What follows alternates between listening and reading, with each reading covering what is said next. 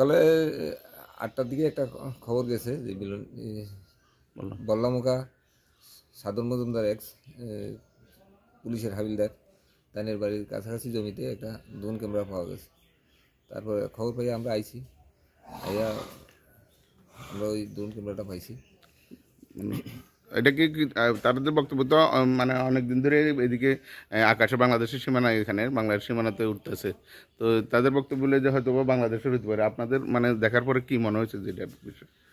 এটা এখানে আওয়ার পরে আমরাও জানতে পারছি যে এটা কয়েকদিন ধরে এদিকে ঘুরতে আছে, এর আগে আমরা নলেজে আইছে না।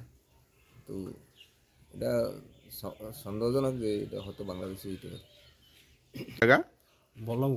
আপনার নাম? আমার নাম সাধু মজুমদার। আচ্ছা, কি হয়েছে আজকে যে বিষয়টা? বিষয়টা হচ্ছে সকাল 7টার দিকে আর কি।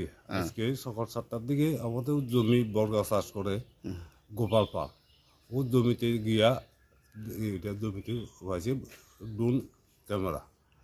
হ্যাঁ, তো আমাদের কাছে নিয়ে এসেছে। হ্যাঁ, নিয়ে এসেছে। তারপরে আপনাদের থানাতে যোগাযোগ করলাম। হ্যাঁ, এটা কি জিনিস তো বুঝতে পারতেছি না, অত সম্ভবত ড্রোন ক্যামেরা। কিন্তু 7-8 দিন আগে এই ক্যামেরাটা এই দিক দিয়ে সকালবেলা আসে। কোন জায়গায় পড়ছে টড়ছে এটা জানি না, হয়তো এই ডে হইতে পারে এমন আর কি। এটা কোনখানের মনে হইতেছে আপনার? আপনার এখান থেকে বাংলাদেশ সীমানা কতটুকু? বেশি না, কত 1-1.5 ফলম। আচ্ছা, কি মনে হইতেছে এটা? বাংলাদেশের মনে হইতেছে, কারণ এটা এদিকে তো এমনি তো আর খেলা জিনিসটা যে এটা কেউ উড়াইতেছে তাও না, মানে মেনলি বাংলাদেশের মনে হইতেছে। এটা বাংলাদেশের।